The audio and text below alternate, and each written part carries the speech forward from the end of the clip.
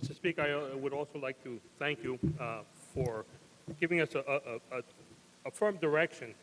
Having taken the reins midstream, there was a seamless transition, and this body never lost its direction and its resolve to get through a budget and to get through this agreement.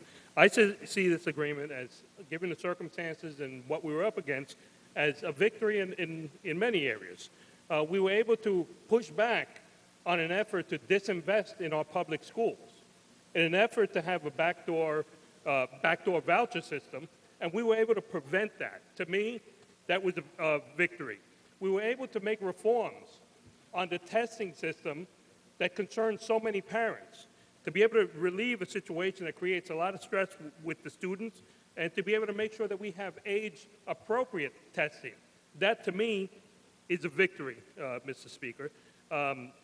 Tenants would be worse off if we were not to pass this bill today, mainly due to the efforts of this body here to make sure that the priorities are right, to be able to make sure that this bill has some protections for tenants. That is a victory on our part.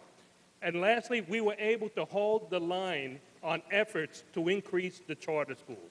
More efforts to try to provide all other alternatives, while many schools, especially schools in communities of color, are not being funded properly and don't have the resources.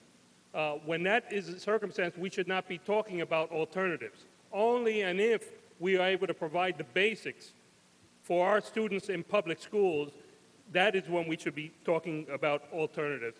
So, Mr. Speaker, I believe this is a great victory for us, given the things that we were up against and the battle that we had to fight. This Assembly walked away with many of our priorities. I vote in the affirmative.